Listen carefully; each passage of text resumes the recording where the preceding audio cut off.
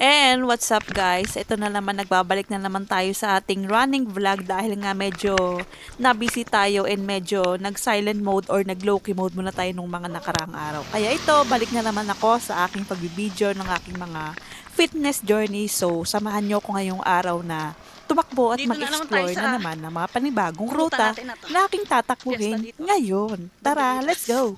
Solo run ulit.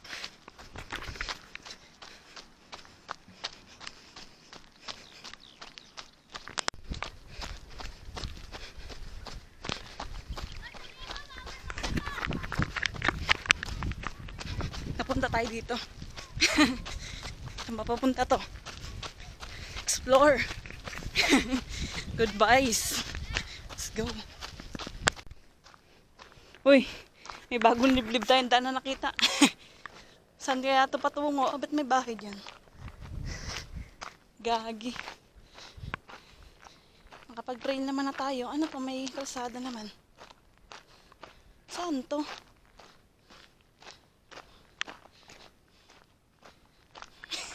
Ito.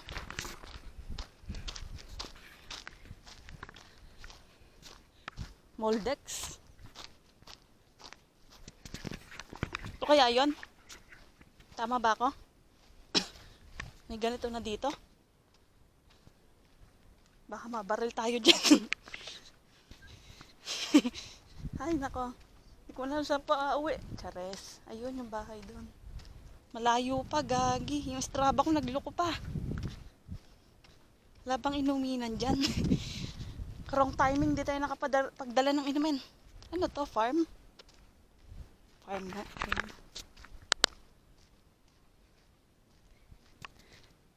Balik na tayo at baka maano pa tayo dyan. Trespassing. Ang init. Oras na oh. Alas 3 pa lang ng tanghali. Hapon pala. Ito na naman tayo, tumatakbo, nag-ensayo. Para sa ating haharapin na kala mo, ang daming pagsubok sa buhay. No? Marami naman talaga. Kaya kailangan nating magpatuloy. Di ba? Paiter tayo ni God eh. Wala man makakain din eh. Hindi ako nag-best, baka magalit yung mga runner dyan. May mga bulaklak pa lang. Hey, nasira pa yung salamin natin. Sira na, putol na. Ganun talaga. Uy, may sampalok. Tara ko tayo. Pero baka may tao. Sige, check natin. Pagkain din yan. Walang pagkain dito. Walang mangga eh. Sampalok na lang. Kahit konti lang. Wala. Walang mababa. Tabi-tabi po. Walang mababa. Nakuha na. Tabi-tabi po. Ang dami na naman basura. Bari-bari apo. Ay, walang sampalok. Tabi-tabi po. Wala. Tara na. Umuwi na tayo. Wala. Tara na. Patuloy ng ating running. Malayo-layo pa yung uwan natin. Layo nito. Pero yung Strava ko nagloko. Ay.